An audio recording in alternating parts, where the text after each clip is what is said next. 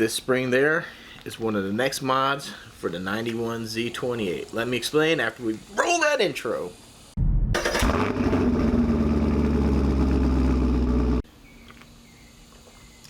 There we go. Gotta have that morning Joe to get the morning going. How's everyone doing? L to the W back again with another video. So like I discussed in the intro, it's only one of these. You buy them in a 5-pack, but one of these springs here is a very important focus here. Very important modification coming up for the 91 Z28. So what this is this fits in what's called the proportioning valve, which basically proportions out how much brake fluid goes via the front or the rear.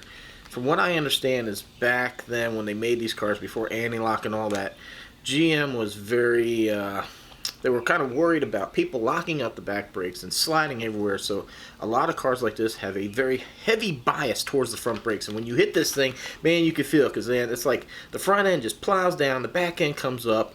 And the funny thing is, if you watch the video, like my last one of me backing out of the garage, you can see like the back of this car has almost like a 12-inch rotor, and the front has like a 9-inch. There's way more brake in the back than there is in the front. And I believe that even that's a dual piston. I'm not 100% sure, but this does have the PBR brakes on the rear.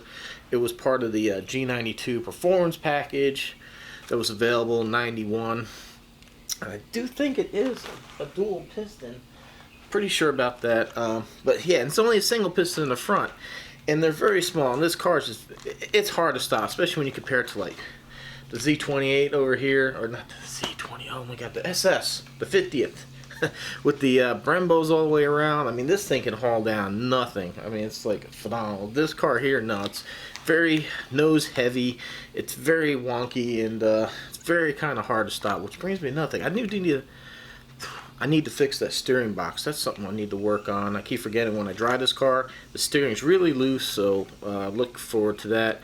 Right now, though, I'm going to go head to the upholstery shop, go talk to them about getting the seat fixed and the headliner. And then when we get back, I definitely need to look at that steering box, and we'll show you how to tighten and evaluate that if you happen to have a car like this or anything similar that's non-rack and pinion. So let's go hit the road.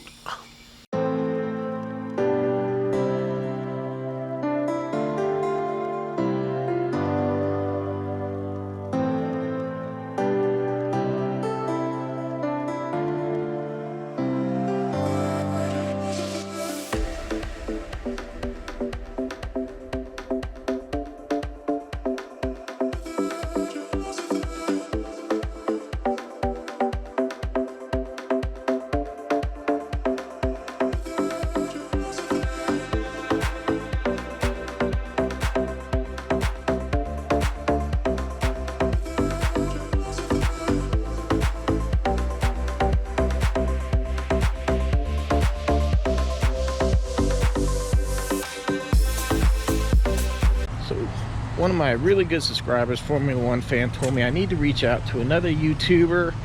He said he'd give a shout out to smaller channel, so I have some Russian candy and a sticker here. Alright. And we will see how this works. Oh my god, cash only. Alright, let's get back to the car. Must be my day. Fortunately, I still have some cash money on hand, so alright, let's get back in here and get this mailed. Alright, letter is in the mail, and I definitely need to get this steering fixed. When I came around the corner, turned on the street, I almost kind of went out of my lane, almost hit the car next to me. So let me show you what's going on here. I can move the wheel like this and not really have any input from the car. See, if I move it there, then I have one, and if I move it, but I really have to go a lot in between.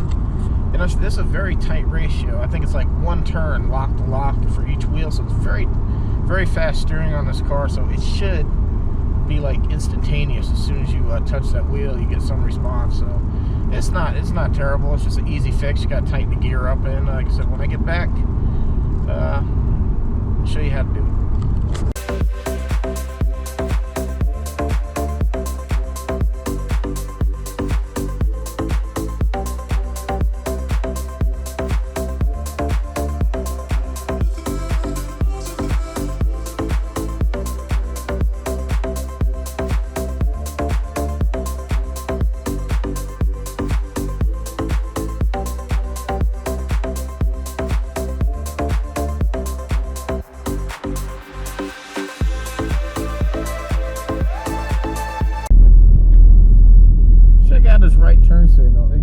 every couple of times that the left one goes off.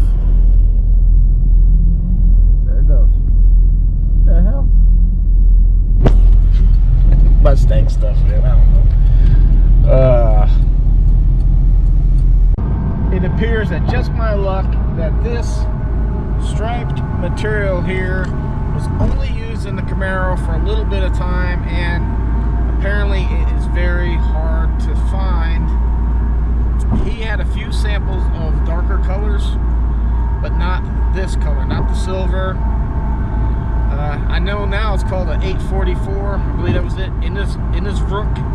So if anybody can find this material, let me know. Leave a link to the comment down below. So far I've done a little bit of searching, and no luck, man. I swear I can't. But guess what? I got gonna bring the headliner in. I'm gonna take it down myself and bring it to him. It's actually gonna save me about $100, so that'll be good. And we'll get rid of this floppiness that a good subscriber saying he keeps complaining about seeing the headliner. Trust me, it bugs the crap out of it. As you can see, it rubs my head, and it's kind of aggravating. So go back to the house, work at the steering gear, and try to find this fabric. My luck, man. You're not gonna believe this. The AC on, I've been stuck in a little bit of traffic, and the car's running a little bit hot. I know I might have a thermostat, or it just maybe needs a little more antifreeze added. But anyhow, so it's running hot, so we're at the stoplights. I roll down the window and turn the air off to try to keep the car from overheating, and I started playing with the power window switch, and it pulled right out. What the hell? And the harness is stuck down there, so now I have to drive home with my window down and this damn headliner flopping everywhere, man. I mean, at least it's not broke, but that shouldn't have just pulled out. Get home and fix it. I wasn't even supposed to do any car videos today. I actually had an appointment at the VA. They were going to do a nerve test on my arms because I'm having some problems with pain and numbness and stuff. And typical fashion, I blew it, set the alarm for 5. The wife got mad because I hit snooze. She's not a believer of snooze. I had to hear her complain, and I totally missed the appointment. I should have never scheduled. I took one that was early in the morning because it was like the closest thing they have, and I should have known better because it's like 3 hours away, and I just wasn't up to driving. So, can't win. Anyhow, let's look at the Camaro. So if you have loose steering, it could really be the result of many different things in the car. You could have issues with your steering, bearings, anything like that. But I've already checked everything out, and I just wanted to show you right here. This here is called a rag joint. It's kind of like a material stamped together. It's very common for that to fail because you'll get like a fluid leak here. Yeah, turn this thing easily by hand, and I shouldn't be able to do that. So I've already looked, and I've watched the I believe that's the pitman arm on the box. It doesn't move at all, so kind of telling me I need to tighten this gear up. It's a pretty common thing to have happen. So what we have here is, there's your steering box. You need an Allen wrench and a regular wrench. There's a big nut here on that the wrench is tied to, and then the Allen key is what we're going to turn to tighten this up. So I did this once a long time ago on my 69 Camaro. I had this problem.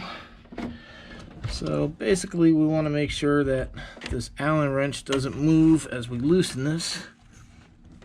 So we have it. Good God. Crap. Fortunately, there's not a lot of room here to work with.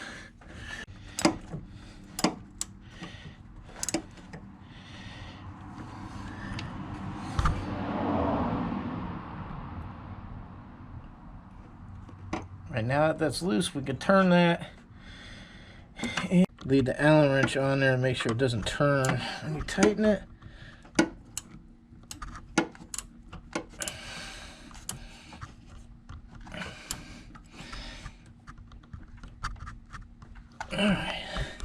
right here is that proportioning valve.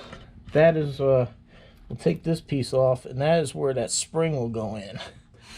It's in case if you're wondering, it's right here under the master cylinder, and it looks like that. I did a little research online, and a lot of people said just to move it like a little bit. I moved it maybe a quarter of the way because I still felt playing it. I'm gonna go take it out, drive it, see if it feels any different. It definitely feels like, for me, grabbing the shaft, it's tightened up with about a quarter of a turn on it. So let's go see. Just driving out the subdivision here, feels pretty good. It's pretty tight when I move it. I mean, I don't really feel like there's like a whole, see, because now when I do like this, the car moves.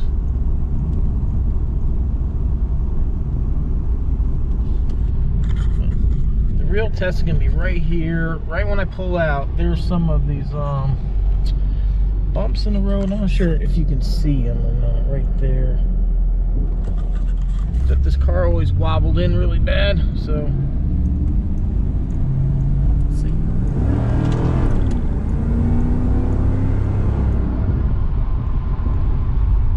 Usually right here past this gas station, the car would be like pulling. It would be hard to steer. Definitely needs some alignment. Going straight, the steering wheel is off to the right, and it pulls to the right. So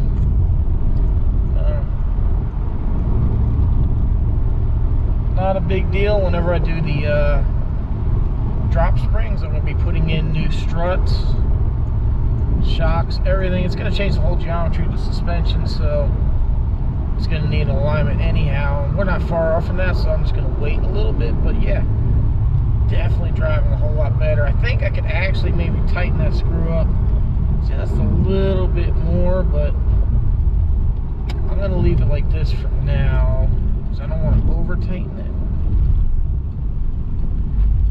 Because I don't even know what goes on inside that thing when you tighten it.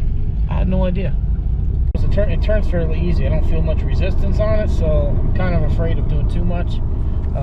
I looked it up online too, just to make sure, to get some good insight before I did anything, damage this box. And most people said just turn a little bit, drive it, keep adjusting it. And I really didn't feel like doing that, but I mean, it feels pretty good.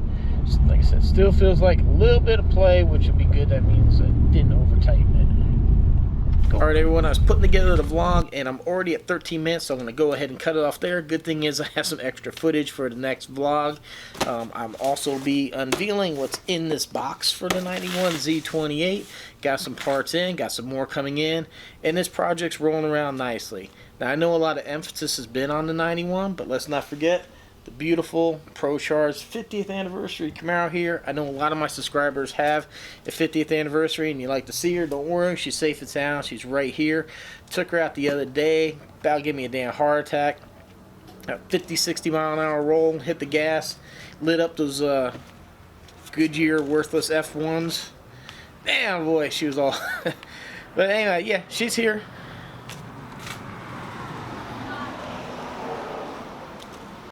Hate when cars go by, man. Anyhow, she's here. She's safe and sound. We'll definitely be driving her and doing some things with her. Like I said, right now I know a lot of emphasis on this. It's the project, and that's what we're working on, because I know that's what the audience wants to see, is work being done to a car. And doing stuff with this car, number one's expensive, and I really don't know what more I want to do to this car. With it being a 50, I don't want to dig too much into it. So maybe if the channel grows, as the game plan, the channel grows after this car, we can morph into some other projects. I even wouldn't mind getting another, I think I mentioned before, if I could find another Camaro SS like this, do some work to it. So again, let me wrap it up. This is already long. Thanks for watching. Please subscribe if you haven't, and we shall see you on the next one. Thanks for watching.